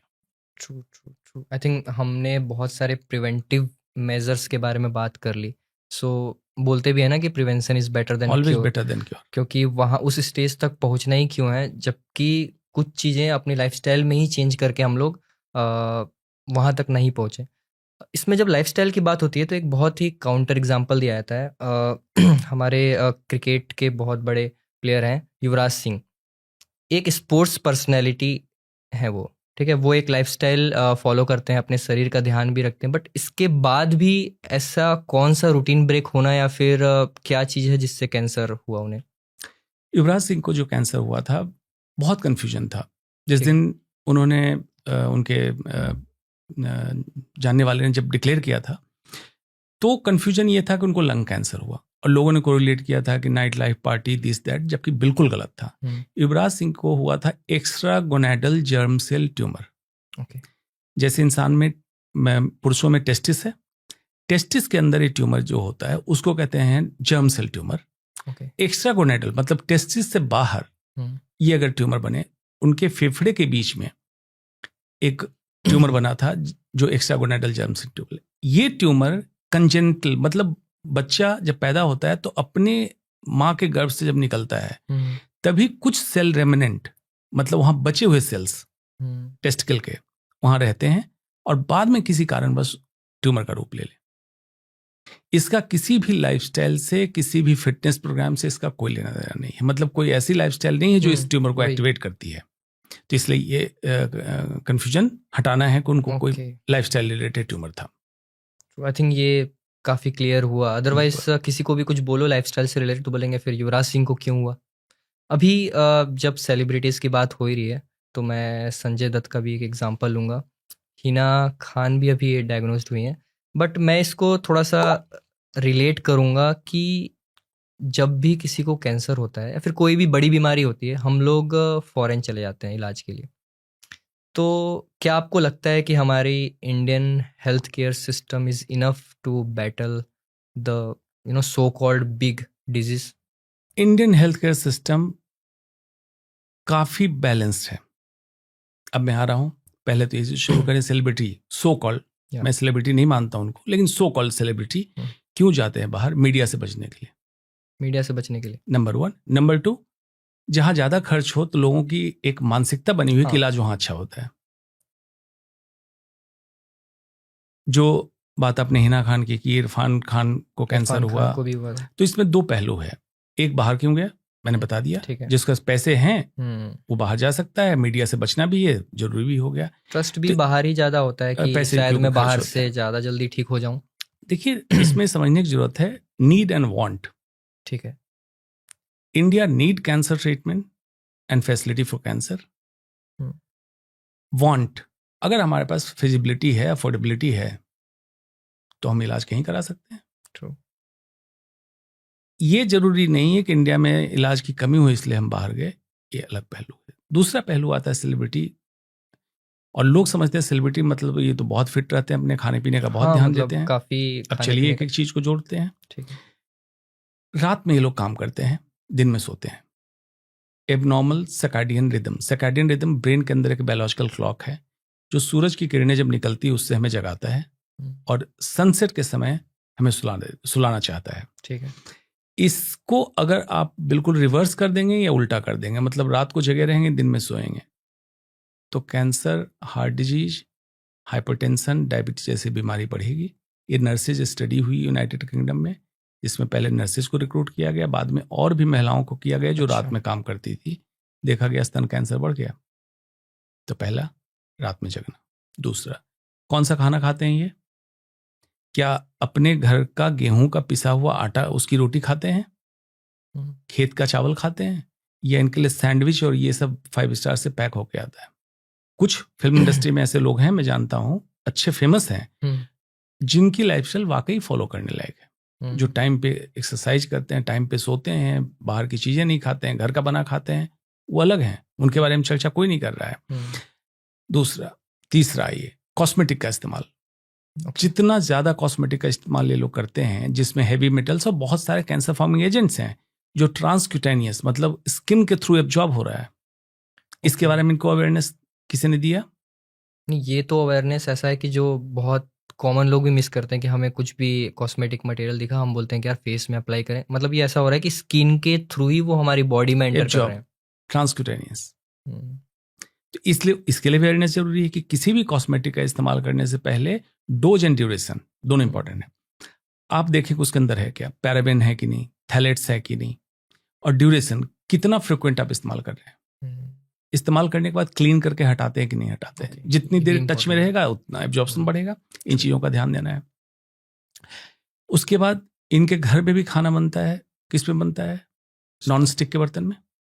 ठीक है, नॉन स्टिक का बर्तन। क्या लोहे और पीतल के बर्तन में बनाते हैं ये लोग जो सो कॉल्ड सेलिब्रिटी हैं?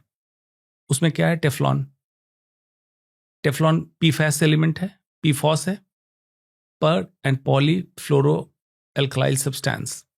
इसको कहा था फॉरएवर केमिकल, सदैव सदैव के लिए रहने वाला। हमारे शरीर में एक बार चला गया या वातावरण में आ गया तो कभी खत्म नहीं हो गया।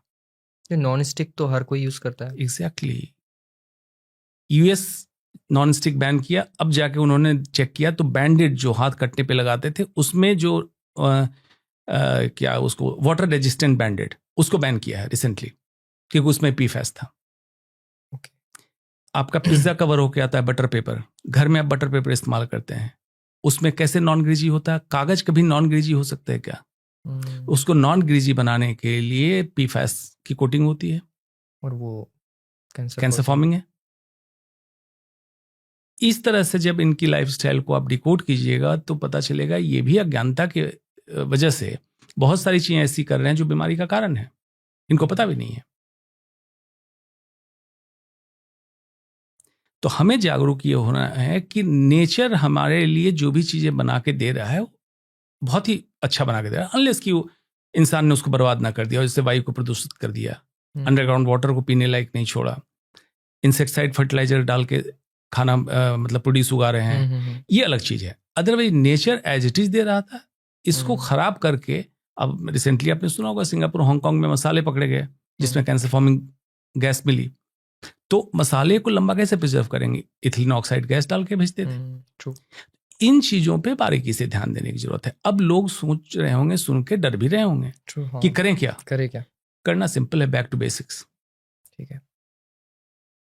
आपका किसी भी गांव में ताल्लुकात हो, गांव से संपर्क बनाएं, अपने जरूरत की चीजें वहां से जब किसान उगाता है उससे डायरेक्टली लें, directly procurement from the farmer. Delhi NCR में जो रह रहे हैं 10 फैमिली इकट्ठा करें, ग्रुप बनाएं, आसपास गांव में किसानों से दोस्ती करें, उनकी भी बिक्री डायरेक्ट आपके पास हो जाएगी, आपको भी शुद्ध भोजन के लिए चीजें मिल जाएगी। बड़ा सिंपल है। और 10 फैमिली अगर मिल जाएंगे, आपको महीने में एक बार अगर टर्न में मान लूं कि जाना पड़ रहा है, तो पूरे साल में एक बार आपको जाना पड़ेगा, शुद्ध खाना मिल सकता है आपको। सर ये तो बिजनेस आइडिया बता दिया आपने। लेकिन बेहतर ये होगा छोटे लोग मिलके कर लें। बड़ा बिजनेस हाउस जब आएगा तो इसमें भी करप्शन आ जाएगा। अभी आप इसके बारे में बात कर रहे हो, मेरे को लगता है कि अब तो लोग ब्लिंकिट और जेप्टो से ऊपर उठे नहीं है अभी तक, मतलब तो कहाँ से ग्रुप बनाएंगे और वहां से लेके आएंगे? मतलब दिस इज वेरी, देखिए जब भी कंज्यूमरिज्म होता है तो सबसे पहले आपका कंफर्ट को एक्सप्लॉइट करता है। ट्रू। क्योंकि एक और चीज ऐड करना चाहूंगा, जो हम पैक्ड फूड की बात कर रहे हैं, आधे से ज़्यादा पैक्ड फूड जो इंडिया में चल रहे हैं वो यूएस और बाकी देशों में बैंड है। तो मुझे मतलब काफ़ी सुन के ये शौक लगा जब मैं रिसर्च कर रहा था फूड इंडस्ट्री के बारे में, कि ऐसा क्या हम लोग या तो पॉलिसीज़ में कुछ फॉल्ट है या फिर कंज्यूमरिज्म में इतना आगे बढ़ गए हम लोग कि जो डे टू डे पीपल्स उसको कंज्यूम कर रहे हैं उस पर भी हमारा ध्यान नहीं है। Like we have brought the standard so down about food industry. It's all about taste, कि मुझे कैसा लग रहा है, बस दैट्स ऑल। देखिए फूड इंडस्ट्री कैसे काम करती है। अमेरिका में ग्रोसरी स्टोर में 73% फूड आइटम प्रोसेस्ड और अल्ट्रा प्रोसेस्ड है। 73%। पूरा वर्ल्ड 70% उसके खाने का कंट्रीब्यूटर कार्बोहाइड्रेट है, जो डेंजरस है। कार्ब को बहुत लंबे समय तक आप रख नहीं सकते हैं, इसलिए उसकी प्रोसेसिंग करनी पड़ेगी। इसी का उत्पाद बना ब्रेड, बन और इस तरह की जितनी भी चीजें आप देखते हैं, इसी का उत्पाद। कार्ब तो दिया आपको, फाइबरलेस करके दिया, बीमारी का कारण बना। डॉक्टर बर्केट एक अच्छा रिसर्चर है, उसने रिसर्च करके देखा था कि कोलोन कैंसर, मतलब बड़ी आंत का कैंसर, जो अमेरिका में काफी कॉमन है, अफ्रीका में कुछ रीजन में अननोन था, हुआ ही नहीं था। जैसे जैसे अमेरिकन कल्चर जब अफ्रीका में घुसा, वहां पे कोलोन कैंसर होने लगा। तब उसने 1978 में ये रिसर्च पेपर दिया कि जो processed and ultra processed food, जो अमेरिकन कल्चर का या अमेरिकन लाइफस्टाइल का पार्ट था, ये कोलोन कैंसर कराता है, जो कि अब तो वेल स्टैब्लिश्ड हो गया। इंडिया हम क्या कर रहे हैं? जब मैं एमबीबीएस का स्टूडेंट था उस समय ये ब्रेड लॉन्च हुआ इंडिया में, और आज बताइए कौन सा घर ऐसा है जिसमें सुबह ब्रेकफास्ट में ब्रेड का इस्तेमाल नहीं होता है? क्या हम इंडियन हाथ से रोटी पराठे बनाना भूल गए? सिर्फ एक कंफर्ट जोन के चक्कर में आपको बाजारवाद में धकेला गया, आप बिना सोचे समझे उसमें पहुंच गए। आप क्या पढ़ते हैं? बहुत एक्सपायरी डेट। ट्रू। बस और लंबी एक्सपायरी डेट तो आप खुश होते हैं, आपको दुखी होना चाहिए।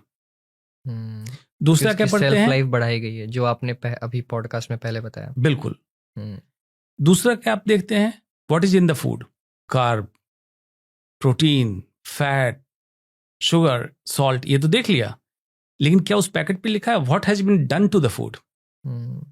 मतलब उस खाने के साथ क्या क्या उत्पाद मचाया गया, ये नहीं लिखा होता। क्या क्या प्रोसेसिंग की गई, कौन कौन सा केमिकल डाला गया, कैसे बंद किया गया उसको। ट्रू।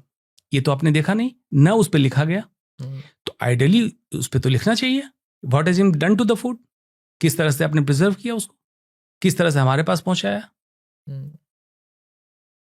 इसकी जागरूकता नहीं है। तो जो दर्शक देख रहे हैं, अभी एक काम करें, अपनी पूरी दिनचर्या को एक रीएनालाइज करें, डिकोड करें, और किचन में जाएं, देखें कि क्या क्या सामान आप, तो पता चलेगा 70 to 80% आप भी उसी तरह शिफ्ट हो चुके हैं। एट द सेम टाइम, अब चलिए, जब मैं कह रहा हूं इस खाने से आप बीमार होंगे, तो अमेरिका, आपने पूछा सेलिब्रिटी जाते हैं बाहर इलाज कराने, अमेरिकन डॉक्टर्स डिक्लेयर कर चुके हैं कि American health care system is broken, बर्बाद है, छत बिछत है अमेरिकन हेल्थ केयर सिस्टम। अच्छा, जी, ये तो मतलब हैरानी वाली बात हैरानी हुई वाली कि बात मैं है। अगर भरोसा कर रहा हूँ कि मैं फॉरेन जाके अपना इलाज कराऊंगा, अब मुझे ये पता चल रहा है कि ब्रोकन है। प्रॉपर रिसर्च है कि अगर इंश्योरेंस है तब तो ठीक है, ठीक है। इंश्योरेंस नहीं है तो अमेरिकन हेल्थ केयर सिस्टम कितने लोगों को गरीब बनाया है। और सेम चीज इंडिया में शुरू हो गई। फिर वहां इलाज से के कारण यहाँ इंडिया में लोग गरीब हो रहे हैं, इलाज के खर्चे के कारण। फिर वहां से इंश्योरेंस कंपनी वाला फिर सारा ये उठाता है। हम्म, वेलनेस प्रोग्राम पे अमेरिका अब शिफ्ट हो रहा है। क्लीवेलैंड क्लिनिक ने भी खोल दिया वेलनेस प्रोग्राम, क्योंकि अमेरिका का जीडीपी इतना हाई है, उसका 16% लगभग हेल्थ बजट है। तब मैं कह रहा हूं ब्रोकन हेल्थ केयर सिस्टम है। इंडिया का जीडीपी कितना कम है अमेरिका से, सोच लीजिए। उसका सिर्फ 1.9% हमारे हेल्थ बजट में है। पे जाता है। तो अगर मान लीजिए कि उस तरह बेतरतीब बीमारियां इंडिया में पनप गई तो आप समझ लिए कि क्या होगा। क्या हाल होगा। ट्रू। तो हमें जागरूक होने की जरूरत है कि वेलनेस प्रोग्राम, प्रिवेंशन प्रोग्राम, इस पे ज्यादा हम ध्यान दें, जिसमें खर्च कम या ना के बराबर है। ट्रू। लोगों को अवगत कराना है, और अगर कोई बीमार हो तो उसकी व्यवस्था बिल्कुल कंट्रोल्ड व्यवस्था ऐसी हो कि प्राइवेट हो या गवर्नमेंट हो, always regulated by the government agency.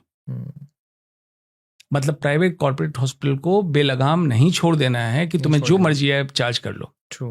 इस तरह से एक अम्ब्रेला बनाना चाहिए, because health is a matter of state. तो हर स्टेट को एक अम्ब्रेला बनाना चाहिए, उसके पूरे राज्य में सरकारी अस्पताल या प्राइवेट अस्पताल सबका एक कॉलेजियम बनाए, उस कॉलेजियम को रेगुलेट करे। सरकारी अस्पताल में भी खर्चे होते हैं, वो सरकारी राजस्व से आता है।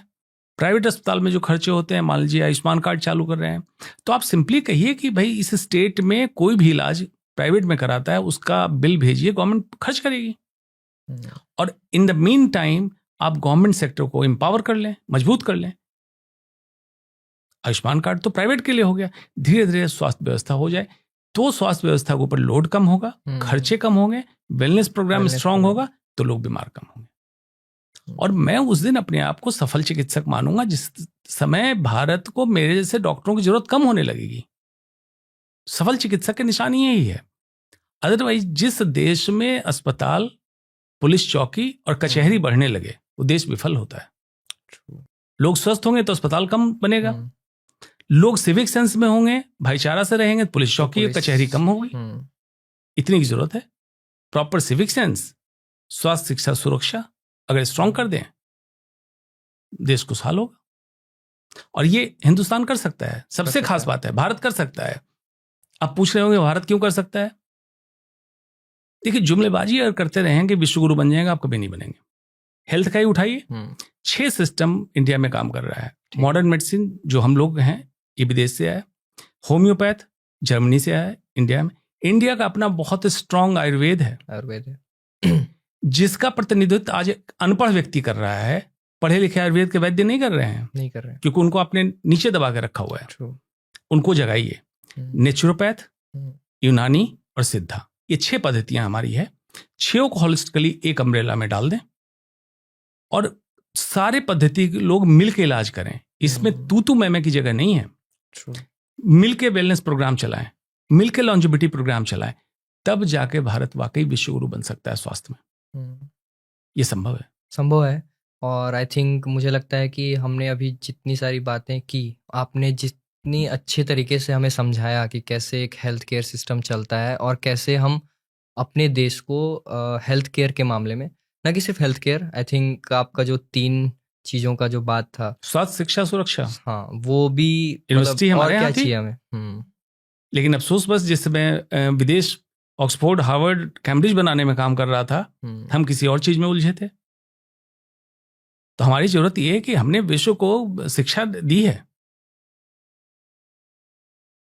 आज हमारे बच्चे पढ़ने विदेश जा रहे हैं, इसको रिवर्स करना पड़ेगा। हमने इतनी सारी बात की, आई थिंक बहुत क्लटर काइंड ऑफ हो रहा है, थोड़ा ईज करने का जरूरत है। मुझे भी लग रहा है कि बहुत मतलब लाइफस्टाइल हो गया, फूड हो गया, कैंसर हो गया, मतलब बहुत ना टॉप ऑफ द वर्ल्ड मत चले जाए। कुछ मैं आपके बारे में जानना चाहता हूँ, कुछ आपके बारे में बताइए आप। मैं भी अपने आप को ढूंढ रहा हूँ अभी तक मुझे भी पता नहीं। सब कोई ढूंढ रहे हैं अपने आप को। मैं कौन हूँ? जब पता चलेगा तो अगले पॉडकास्ट में बताऊंगा। प्रोफेशनली बता दीजिए फिर। प्रोफेशनली मैं एक डॉक्टर हूँ, MBBS किया जो अंडर ग्रेजुएशन होता है ठीक है। मेडिकल का। उसके बाद MS जो पोस्ट ग्रेजुएशन होता है सर्जरी, ठीक है। AMU अलीगढ़ से किया। फिर MCH कैंसर सर्जरी होती है जो हाईएस्ट डिग्री होती है सर्जरी की, अहमदाबाद से किया। और MRCS मैंने एडिनबरा स्कॉटलैंड से किया। फिर मैं अपनी प्रैक्टिस में आ गया। अफसोस है कि मैं चाहता था गवर्नमेंट मेडिकल कॉलेज में ज्वाइन करता, पढ़ाता, लोगों को सिखाता, लेकिन जो भारत की नीति है उसने अलाउ नहीं किया कि मैं ज्वाइन करूं। मतलब लंबी और पुरानी कहानी है। फिर मैं प्राइवेट में काम कर रहा था। तो प्राइवेट में जो नॉन डॉक्टर होते हैं, MBA करके आके, वो चाहते हैं डॉक्टर को चलाना, जिसके कारण आज हेल्थ केयर बदनाम हुआ है। वो डॉक्टर नहीं है, वो कमरे में बैठा एक MBA है जो व्यापारी का रिप्रेजेंटेटिव टाई लगा के डायरी लेके घूमता रहता है, जिसको CEO और मैनेजर टाइप का नाम दिया जाता है। आपके मीडिया में जर्नलिस्ट में भी है कि जर्नलिस्ट पीछे बैठा है, कोई नॉन जर्नलिस्ट आके बताता है कि ऐसे रिपोर्ट, ऐसे खबरें चलाओ। तो सेम डॉक्टरी में हुआ। उसको मरीज नहीं जानता है, जो सिर्फ एक्सेल शीट पे काम करता है, ग्राफ देखता है कि पैसा कैसे ऊपर ले जाया जाए। तो जब मीटिंग होती थी, मैं मेडिकल का, कैंसर का तो एक्सपर्ट था, लेकिन जब उस तरह के मैनेजमेंट की बात होती थी मैं नहीं समझ पाता था। ठीक है। तो फिर मैंने MBA कर लिया। तो जब अब मीटिंग में बैठता हूँ तो उनकी विधा मैं जानता हूँ, मेरी विधा वो नहीं जानते हैं, तो मुझे बेवकूफ़ बनाना मुश्किल होने लगा। फिर इन्वायरमेंट पे, सारी चीज़ों पे मैं करता था। लीगल ड्राफ्टिंग होती थी, वकील मेडिकल नहीं समझता था, मैं लॉ नहीं समझता था। फिर मैंने LLB कर लिया। उसके बाद एक पोस्ट ग्रेजुएशन होता है क्वालिटी मैनेजमेंट, AHO देखते होंगे, ISO सर्टिफिकेशन, BH एक्रेडिटेशन, ठीक है। उस पर किया। फिर मैंने योग में डिग्री की BHU वाराणसी से। योग और में बाई चॉइस मुझे साइकोलॉजी और फिलॉसफी काफ़ी पसंद है, तो पढ़ता रहता हूँ। साइकोलॉजी पे अभी हमने पॉडकास्ट भी किया था लास्ट। आपने इतनी सारी अभी आपने बोला कि मैं अपने आप को खोज रहा हूँ, क्या ये खोजने का एक तरीका था? बिल्कुल, क्योंकि जितना आगे बढ़ रहा हूँ मुझे लग रहा है मैं उतना ही अज्ञानी हूँ। उम्र कम पड़ जाती है फिर तो बोल सकते हैं। बिल्कुल सच है। जब MBBS क्वालिफाई किया था, लगता था कि सबसे अधिक ज्ञानवान मैं ही हो गया क्वालिफाई करते ही, लेकिन अब लग रहा है कि मुझसे अज्ञानी तो कोई है ही नहीं। आसपास मुझे कोई नहीं दिखता है जितना अज्ञानी मैं हूँ। अरे ये मैंने सुना था, जैसे जैसे आप जीवन के पड़ाव में आगे बढ़ते जाते हो, वैसे वैसे कुछ लोगों को ये होता है कि मुझे सब कुछ पता चल गया, और कुछ लोगों को ये पता चलता है कि मुझे कुछ भी नहीं पता है। ये सच है। जीवन को अगर सही से समझें तो इतनी चीजें आपके जिंदगी में आती जाती हैं। आपको सबसे पहले तो राइट एंड रॉन्ग, जो जजमेंटल डिसीजन होता है, ये खत्म होने लगता है। आमतौर पे आप सोचते हैं कि सामने वाला व्यक्ति ये गलत कर रहा है। जब आपको समझ में चीजें आने लगती है, तब समझ में आता है कि एक्चुअली गलत नहीं कर रहा है। Acceptance.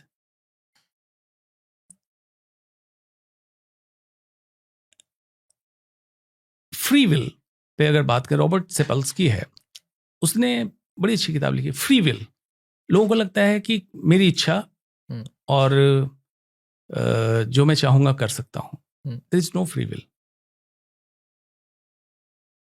Remember 3 things. Okay. Whatever you plan, remember first nature will teach you. जैसे आपने पूरी तैयारी की, आज 7 बजे मुझे निकलना है, सारा कुछ ऑन टाइम, और सुबह बहुत तेज आंधी तूफान आ गया। Now it's not your free will. Nature will teach you. Then your near and dear will teach you. आपने सबसे ज्यादा उम्मीद किससे करते हैं? जिससे सबसे करीबी हैं। उसकी कोई बात आपको बुरी लग गई, फिर आप बेचैन हैं। उनके पहलू पे जाके देखेंगे तो पता चला कि वो अपनी जगह वो सही है। And then you yourself will teach you. जैसे आप बड़े होंगे, आपको लगेगा 17 साल की उम्र में जैसे दिखते थे, जितने फिट थे, आज भी ऐसे रहें। अब आपको physical inability, all function mental inability दिखने लगेगी। आपको एक्सेप्ट करना है, हर पल को एज इट इज एक्सेप्ट करना है, रादर दैन क्रिप करते रहें। इंसान तंग सिर्फ इसलिए है, या तो अतीत में जी रहा है या भविष्य की चिंता में है, वर्तमान में जीना नहीं चाह रहा है, या फिर सब कुछ अपने कंट्रोल में लाना चाह रहा है, और ये इम्पॉसिबल है। True true. आई थिंक अगर इस बात पे हम भरोसा करने लग जाएं, हम प्रकृति से ही आए हैं, सब कुछ प्रकृति में ही है। आई थिंक पूरे कन्वर्सेशन का एक अगर निचोड़ निकालूं मैं, तो जितना आप प्रकृति से जुड़े रहेंगे, जितना उसकी लाइन में रहेंगे, उतना ही आप हेल्दी लाइफस्टाइल भी मेंटेन कर पाएंगे, मेंटली भी, फिजिकली भी। अभी हम डियर वंस की बात कर रहे थे। जब कोई भी बीमारी होती है, आपको ये बहुत ज़्यादा एक्सपोजर है, फैमिली भी उस पर बहुत ज़्यादा सफ़र करता है। तो फैमिली को जो इम्पैक्ट होता है उस टाइम पे बहुत ज़्यादा होता है। तो आपका क्या एक्सपीरियंस रहा है फैमिली से डील करते टाइम? बिल्कुल सच है। देखिए, कैंसर एक फिजिकल डिजीज नहीं है, mental, social, economical, financial, professional, ये एक बीमारी हर जगह इम्पैक्ट करता है। पहली किताब जब मैंने MCH ऑन्को ज्वाइन किया था, तो पहली किताब पढ़ी थी, उसका नाम था कैंसर एंड इमोशन। उसमें एक लाइन थी, 50% of patient dies the moment you declare it's cancer. तो फिजिकल डेथ की बात नहीं कही, मेंटली टूट जाता है। पैसे कितने खर्च हो गए, जीवन बचेगा नहीं बचेगा, जॉब रहेगी नहीं रहेगी, कैंसर छुआछूत की बीमारी तो नहीं है, घर में और किसी को तो नहीं हो जाएगा, बहुत सारी चीजें एक साथ पनपती हैं। जिंदगी क्या है? जिंदगी क्या है? अनासर में ज़हूर तरतीब। मौत क्या है? इन्हीं अज्जा का परेशान होना। What is life? Gathering multiple components in the life, that is life. मौत क्या है? What is death? इन्हीं अज्जा का परेशान होना। ये जो जमा किया, ये डिस्टर्ब होने लगे। फैमिली, आपकी एबिलिटी, आपका पैसा, आपकी एक्सपेक्टेशन, उम्मीद, इसमें से कुछ भी डिस्ट्रॉय होने लगे। For example, solitary confinement. आपको कह दिया जाए 24 घंटे आप किसी से ना मिलोगे, ना बात करोगे, फोन भी नहीं है, कुछ भी नहीं है। Social death. तो जीवन को हॉलिस्टिकली अगर देखेंगे आप, तो पता चलेगा we are just part of the ecosystem. जो इंसान ये सोच रहा है कि मैं ये कंट्रोल कर लूंगा, ये ऐसा कर लूंगा, we are just a part of ecosystem. और साइंस के विद्यार्थी हैं, कार्बन, हाइड्रोजन, नाइट्रोजन, ऑक्सीजन, इसी घटक से सभी कुछ बन रहा है, हम भी बन रहे हैं, और फिर डिस्ट्रॉय होकर कार्बन, हाइड्रोजन, नाइट्रोजन, ऑक्सीजन में जाना है। मेथोडोलॉजी किसी का कुछ हो सकता है, अल्टीमेटली यही कंपोनेंट है। आई थिंक इसी को ही बोलते हैं साइकिल ऑफ लाइफ। जब हम साइकिल ऑफ लाइफ बोला जाता है, तो जैसे आपने समझाया, जमीन से जब हम उठ के आ रहे हैं, इसका मतलब ये होता है कि जो 4 कंपोनेंट आपने बोला, वहाँ से हमारे फूड में आया, वो हमारी बॉडी में जा रहा है। अब जब ये बॉडी ख़त्म होगा, तब उन्हीं कंपोनेंट के रूप में हम लोग नीचे जाएंगे। तो वही अर्थ से फर्श वाला बात हो गया, और वहीं धुएं से उठे थे और धुएं में ही वो हो जाना है। आई थिंक बहुत ही खूबसूरत बात हुई हमारी, बहुत सारे टॉपिक्स हुए, बट इसमें ना थोड़ा मुझे जो एक जजमेंटल फील आ रही है कि क्या ये क्योर हो सकता है फिर? मतलब आता ये है कि एक बार हुआ, मतलब it's the end. No, cancer is curable. Okay, cancer is curable. जरूरत है हमें, बेस्ट फर्स्ट नीड कैंसर के पूरी फिलॉसफी में है प्रिवेंशन, रोकथाम पे। ठीक है। दूसरा अर्ली डिटेक्शन, इस पे काम होना चाहिए। अगर अर्ली डिटेक्शन हो तो कैंसर दूसरे जो भी बीमारी आप जानते हैं उसकी तरह ही क्यूरेबल डिजीज है। प्रॉब्लम सिर्फ वही है कि या तो अर्ली डिटेक्शन ना हो, एडवांस डिटेक्शन हो, तो we can only prolong the life and make the life comfortable. या दूसरी समस्या ये हो सकती है कि रॉन्ग ट्रीटमेंट हो जाए, जो ट्रीटमेंट नहीं होना चाहिए। प्रॉब्लम तो ही होती है। इसलिए बिल्कुल मिसकंसेप्शन हटा दें कि कैंसर ठीक नहीं होता है, दोबारा पलट जाता है। प्रॉब्लम कहाँ है आप समझिए इसको। कहीं धुआं आपने देखा और उस पे पानी छिड़क रहे हैं, मतलब आप धुएं को कैंसर मान के कैंसर को ट्रीट कर रहे हैं, सिम्टम्स में काम कर रहे हैं, रूट कॉज पे नहीं। लेकिन जहां से आग निकली उसको तो ठीक नहीं किया। ट्रू। फॉर एग्जाम्पल, आपने सर्जरी कर दी, कीमो दे दिया, रेडियोथेरेपी दे दी, लेकिन उसके लाइफस्टाइल में बदलाव हुआ नहीं हुआ। तो फिर अगर कैंसर पनपने की क्षमता छोड़ दी, तो मतलब आग का जरिया छोड़ दिया, धुआं फिर उठेगा। Then we have to work upstream. अभी हम क्या नीचे की धार को रोकना चाह रहे हैं, जहां से आ रहा है उसको रोको। अगर उसको हम रोकने में सक्षम हुए, और that is only lifestyle changes, जिसमें बता दिया आपको 35% फूड, फूड मतलब जो भी चीज हम मुंह से लेते हैं। True. तो एवरी टाइम याद रखें, कोई भी निवाला जब आप मुंह में ले रहे हैं या कोई भी चीज होंठ से लगा के अंदर उतारने के लिए, आप एक लाइन याद रखिएगा, either you are feeding disease और फाइटिंग अगेंस्ट इट। कोई भी चीज उठा के आप लेना चाह रहे हो तो पहले सोचिए कि इससे क्या मैं बीमारी को खाना दे रहा हूं अच्छा, या बीमारी से लड़ने की क्षमता मैं तैयार कर रहा हूं। True. इसको सोचना है। इसके अलावे एक्सरसाइज और इन सभी चीजों को मैं एक फॉर्मूला में दे देता हूं। ठीक है। MMMS, मैं हर समय इस फॉर्मूला को देता हूं Okay. कि अगर अपने लाइफ को बायो हैकिंग करना चाहते हैं, bio hacking a very good concept, लेकिन उतने डिटेल में जाने की जरूरत नहीं है। Simple bio hacking, doable bio hacking. मैं वो बायो हैकिंग नहीं कहूंगा कि पहाड़ पे चले जाओ और ये कर लो। फर्स्ट एम इज मील, कि क्या आप खाते हैं, कब खाते हैं, कैसे खाते हैं। इसके लिए आपको मैं सलाह दूंगा, सीजनल खाएं, रीजनल खाएं। ओके। जो मौसम में फल सब्जियां आ रही हैं वही खाएं, प्रिजर्व ना खाएं। रीजनल खाएं, जिस क्षेत्र में रहते हैं उस क्षेत्र में जो होता है वही खाएं। इंडोनेशिया से मंगवा के कीवी ना खाएं। Second M movement, exercise. बहुत अच्छी स्टडी हुई जिसमें देखा गया मैराथन एंड जिमिंग टॉप 10 में लास्ट 2 स्टेप पे है। ये सबसे खराब एक्सरसाइज है। अच्छा। योगा, स्विमिंग, साइकिलिंग, ये बेटर एक्सरसाइज है, तो आप इसको करें। अगर आप पूछिएगा कि बेस्ट एक्सरसाइज क्या हो जिसमें 4 कंपोनेंट्स आ जाए, एक्सरसाइज बेस्ट है। फार्ब, FARB, okay. Flexibility, aerobics, resistance training and balancing. चारों चीजें हो जाए, चारों चीजें योगा में आपको मिल जाएगा। अब मूवमेंट कब कब करें? कोशिश करें सुबह जरूर कर लें, बेहतर है, दिन की शुरुआत अच्छी होगी। खाने के बाद 10 मिनट जरूर चहलकदमी कर लें, क्योंकि ग्लाइसेमिक लोड बढ़ेगा, आपका मसल यूटिलाइज कर ले मैक्सिमम ग्लूकोज को। 8 घंटे कुर्सी पे अगर बैठ के ऑफिस में काम करते हैं, हर 1 घंटे पे 5 से 7 मिनट का ब्रेक लें। आधा ग्लास 1 गिलास पानी पिएं, बॉडी को स्ट्रेच करें फ्रॉम नेक टू टो। सिर्फ 2 मिनट, सिर्फ 2 मिनट, और 2-3 मिनट और चहलकदमी करके फिर आके काम पे। Prolonged sitting is equivalent to smoking. मतलब ये तो हर कॉर्पोरेट एम्प्लॉय के लिए बता रहा हूँ, इसलिए मैंने कहा डुएबल बताऊंगा, ये नहीं बताऊंगा जॉब छोड़ के चले जाओ पहाड़ों में रहो। Doable. Morning exercise, after meal, in the office, and जब बॉस आपको डांटे तब जाके थोड़ा स्ट्रेच कर लें। क्यों? थ्रेट रिस्पॉन्स हमारे इनबिल्ट है हमारे अंदर, कि जब हमारे पूर्वज थे हंटेरियन सोसाइटी में रहते थे, शिकार करने गए, शेर आ गया, तो डर से कॉर्टिसोल और एड्रेनलिन हमारा सर्ज होता था, ग्लूकोज बढ़ाता था। सेम थ्रेट रिस्पॉन्स होता है जिससे आपके जॉब जाने का डर या किसी भी तरह का डर हो।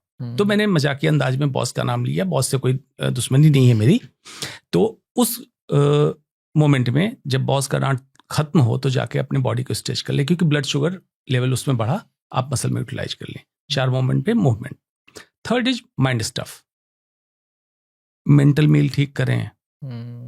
एंग्जाइटी, स्ट्रेस होगा, लेकिन उससे निजात पाने के लिए आपको ध्यान योग की जरूरत है, वो इसको करें। And last is S, sleep. 7 से 8 घंटे की नींद, क्वालिटी एंड क्वांटिटी दोनों इंपॉर्टेंट है। सोने से 2 घंटे पहले 0 स्क्रीन, वाईफाई बंद, मोबाइल का डाटा बंद, and no blue light in the bedroom. TV तो बेडरूम में नहीं होना चाहिए। क्वालिटी स्लीप लें, रूम का कर्टन हटा के सोएं, खिड़की से सुबह धूप की रोशनी आ जाए, सर्कैडियन रिदम के क्लोज जग जाएं, और अपने दिन की फिर शुरुआत ऐसे कर लें। ये डुएबल बायो हैकिंग है, हर कोई कर सकता है। MMMS, और ये हर वर्ग के लोगों को कवर करता है। बिल्कुल। मुझे लगा कि ज़्यादातर मेट्रो सिटीज़ में जो वर्किंग लोग हैं वो बैठने, ऑफिस, इधर उधर जिस लाइफस्टाइल में घुसे हुए हैं, उस लाइफस्टाइल में ये डुएबल चीज़ें हैं जो हमें अपने हमें इसे उतारना चाहिए अपने जीवन में। एक लाइफस्टाइल से ही रिलेटेड है, फीमेल्स लोगों के लिए है कि जो प्रेग्नेंट वुमेन प्रेगनेंसी के टाइम कुछ टॉक्सिन्स वगैरह लेती हैं, मतलब कुछ भी दवाइयाँ लेती हैं, उनसे सुना हूँ मैं कि बच्चों को जो कैंसर हो रहा है उसमें मतलब इंक्रीज इन दैट ट्रेंड। तो ऐसा कुछ है? इन जनरल किसी को भी ओवर द काउंटर प्रिस्क्रिप्शन से कोई दवा नहीं लेनी चाहिए, इन जनरल डिक्टम। गर्भवती महिलाओं को तो खास करके बिना मेडिकल सलाह के कोई भी दवा नहीं लेनी चाहिए, क्योंकि माँ जो भी खा रही है, ये जो भी सांस में ले रही है, जो भी अंदर उतार रही है, इवन कॉस्मेटिक ट्रांसक्यूटेनियस ट्रांसडर्मल जो मैंने बोला, स्किन के थ्रू एब्जॉर्ब, ये चीज मैक्सिमम चीजें प्लेसेंटा मतलब बच्चे का जहां से संबंध होता है उसके अम्बिलिकल कॉर्ड से बच्चे तक पहुंचेगा। तो पूरा पूरा उसमें ध्यान रखना चाहिए। और अनेकों रिसर्च ये आ चुका है कि माँ की शारीरिक और मानसिक स्थिति जैसी होगी, बच्चे का स्वास्थ्य नहीं, भविष्य भी बच्चा वैसा ही बन के निकलेगा। तो उसमें जरूरी है जो मैंने कहा, मील, मूवमेंट, माइंड स्टफ, मतलब स्ट्रेस एंड स्लीप माँ का बहुत अच्छा होना चाहिए। ऐसी चीजें खाएं जिससे बच्चे का ब्रेन डेवलपमेंट अच्छा हो, और मानसिक स्थिति भी ऐसी रखें उसमें टॉक्सिन की तो कोई जगह ही नहीं बनती है। टॉक्सिन से मतलब है कोई अनइंडिकेटेड दवा से लेके कोई भी टॉक्सिन, दवा भी, कोई और जगह। जो 9 मंथ्स का वो पीरियड होता है उस पे जो खान पीन होता है उस पे कुछ टॉक्सिक्स हम लोग मतलब बॉडी में चले जाती है, खान पीन से ही जाती है वो, जो शायद वुमेन्स ध्यान नहीं दे पाती हैं उसी के लिए अवेयर रहना है। इवन आयुर्वेद में तो डिस्क्रिप्शन यहाँ तक है, गर्भ संस्कार की बात कही गई है कि माँ को क्या क्या संस्कार में पालन करना चाहिए, और कुछ वैद्य लोग बताते भी हैं। तो इन चीजों का काफी ध्यान रखना है। इसमें जैसे आप सुनते होंगे कि कुछ बच्चे ऐसे होते हैं जिनको 1.5 साल में 2 साल में कैंसर हो गया। तो 1.5 साल की उम्र में बच्चे ने तो कुछ किया नहीं। तो कैंसर की एक थ्योरी होती है single hit hypothesis and 2 hit hypothesis. माँ के गर्भ में जब बच्चा पल रहा हो तो उसको क्या किसी टॉक्सिन का एक्सपोजर हुआ, कार्सिनोजन का एक्सपोजर हुआ। कुछ माना जाता है कि ग्रहण जो लगता है उसमें कुछ ऐसे रेज आते हैं जो बच्चे को डैमेज कर सकते हैं। इन चीजों पे जब रिसर्च किया गया तो पता चला सिंगल हिट तो बच्चे को उसमें डीएनए में हो गया, लेकिन बच्चे ने कोप अप कर लिया। बच्चा जब पैदा हुआ और कोई हिट दोबारा हो गया उसको, बच्चे को, या डैमेज डीएनए मैनिफेस्ट करने लगा, कैंसर का रूप ले लिया। इसलिए कैंसर ही नहीं, neuro developmental disorder, heart disease, obesity, diabetes young age में होने, बच्चों का जब गर्भ में पालन हो रहा तो उस समय से इसका लिंक है। अगेन इसको फिर से लाइफस्टाइल पे ही जोड़ सकता हूँ मैं इसको भी। उस टाइम भी आपको अपने लाइफस्टाइल पे थोड़ा और अच्छा ध्यान रखना है। बिल्कुल, कुछ ऐसी चीज़ें ना लें, कुछ ऐसे फूड को कंज्यूम ना करें जिससे बच्चों पर इफेक्ट हो सकता है। मेंटली भी इफेक्ट होता है, फिजिकली तो होता ही है क्योंकि वो आपसे जुड़ा हुआ ही है। हमने प्रिवेंशन के बारे में काफ़ी बात किया, बहुत सारे आपने फॉर्मूलेज बताए जो डे टू डे लाइफ में अगर कोई एक पर्सन लाता है तो कैंसर के चांसेस कम हो सकते हैं। अब मैं बात करता हूँ, अगर मुझे कैंसर हो गया, ठीक है, और एक तो होता है कि अगर अभी मुझे कैंसर होता है तो मुझे क्या करना चाहिए, दूसरा कैंसर होने के बाद मुझे क्या चीज़ें फॉलो करनी चाहिए, क्योंकि मैंने ये सुना है कि कैंसर दोबारा आ जाता है। कैंसर होने के बाद पहली चीज करनी है, डोंट पैनिक। ठीक है, सबसे प्रॉब्लम यही होती है, पैनिक, और लोग अर्जेंसी में कुछ भी डिसीजन, मतलब जो भी कहा गया डिसीजन ले लेते हैं। दूसरा, कैंसर में प्रॉपर डायग्नोसिस 3 स्टेज में समझे कि प्रॉपर डायग्नोसिस मतलब जांच से पता चले कि कैंसर है और किस टाइप का कैंसर है। स्टेजिंग, डॉक्टर आपको बताएगा कैसे स्टेज करते हैं, एंड ट्रीटमेंट डिसीजन कि कैसे इसका इलाज होना है, सर्जरी से, रेडिएशन से, कीमो से, कैसे मिक्स मैच होगा। सेकेंड ओपिनियन कैंसर में जरूर लेना है। Second opinion. बाजारवाद जिस कदर बढ़ रहा है, डिस्परेशन में कोई भी कुछ करने को तैयार है। जैसे मैंने बताया, टाइटोपी वाले जो लोग हैं वो टारगेट करा रहे हैं डॉक्टरों से, तो उसको ठीक करने के लिए तरीका यही है कि आप अवेयर होइए, आपको जागरूक होना है। ट्रस्ट योर डॉक्टर, डॉक्टर पे ट्रस्ट करो, ब्लाइंड ट्रस्ट मत करो। विज्ञान के तहत आप आदान प्रदान कीजिए, सवाल जवाब कीजिए।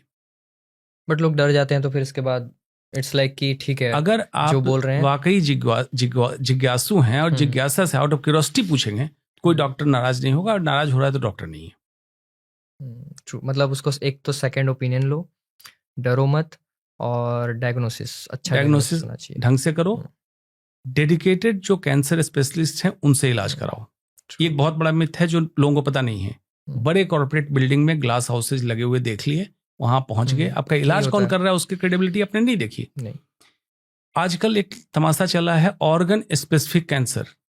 ठीक है, कैंसर ने क्या किताब पढ़ी हुई है कि मैं इस अंग का कैंसर हूं, वहां नहीं जाऊंगा। इसलिए कैंसर सर्जन अलग डिग्री देके, एमसीएच कैंसर सर्जरी देके बनाया गया। अब नाटक क्या चालू हुआ है कि जीआई कैंसर, आंत का पेट का कैंसर का सर्जन है, गायनी कैंसर सर्जन है, यूरोलॉजी कैंसर सर्जन है। ऐसा तो होता है क्या? कैंसर क्या तुमसे पहले पूछेगा? नहीं, ट्रू। तो जो हॉलिस्टिक अप्रोच की ट्रेनिंग रखा हुआ डॉक्टर, उससे इलाज कराओ। Building will never cure your patient. A doctor sitting inside the building, वो सोल है हॉस्पिटल का, आत्मा वही है, वो क्योर करेगा। And doctor should be accessible.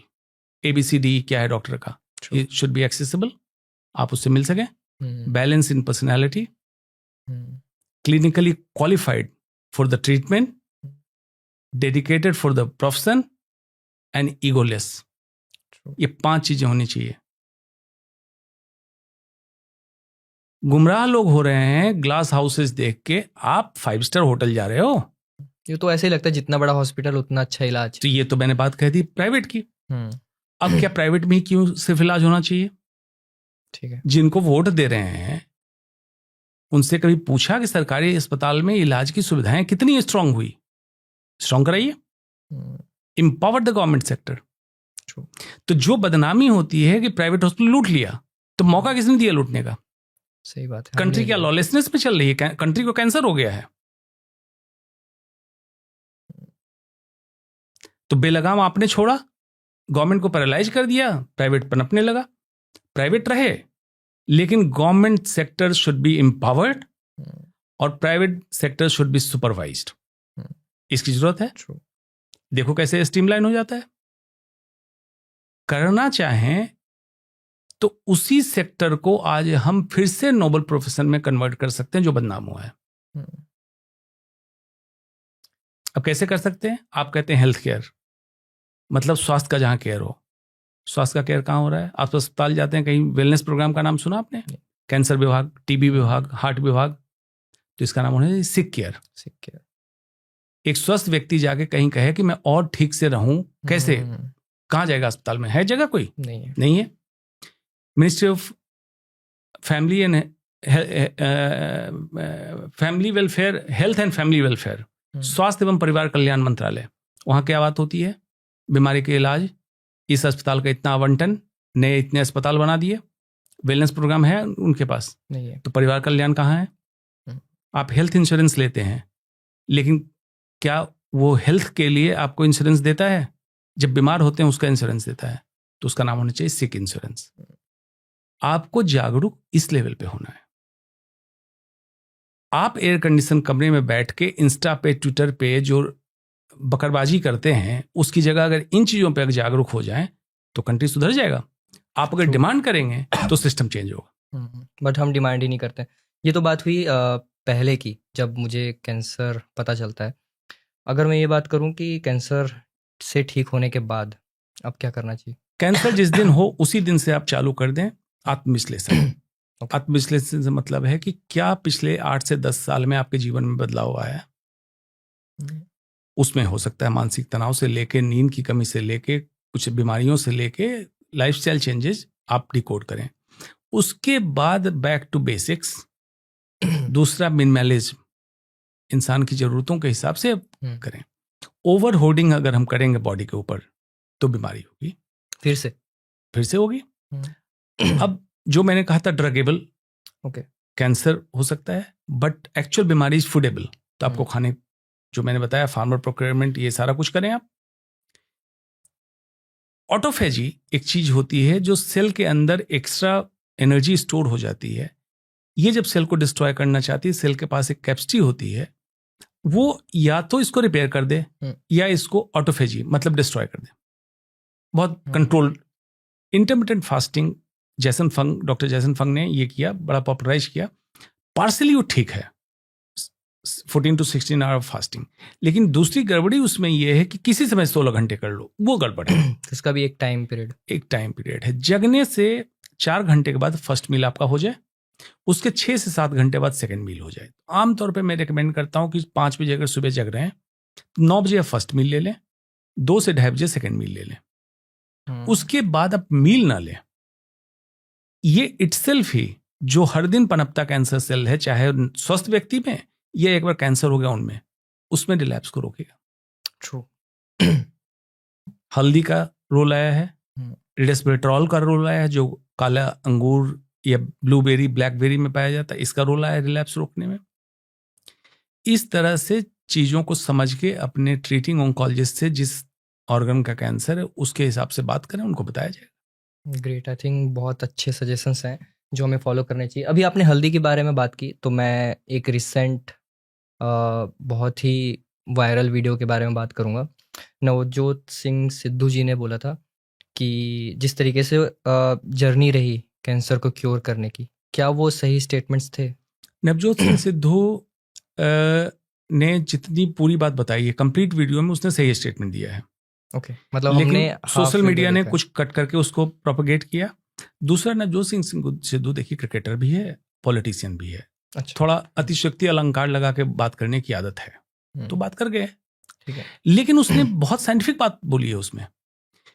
उसने मेडिकल का ट्रीटमेंट कराया है, सर्जरी कराई है, कीमोथेरेपी कराई है, इसके साथ साथ इंटरमीडिएट फास्टिंग की बात कही, जो भी मैंने कहा ऑटोफेजी, हल्दी की बात कही। मेरा इंटरनेशनल पेपर पब्लिश हुआ है, P53 हाइपरमिथाइलेशन एक प्रोसेस है कैंसर फॉर्मेशन में, उसको रिवर्स करता है हल्दी, ओके, इसका रोल है।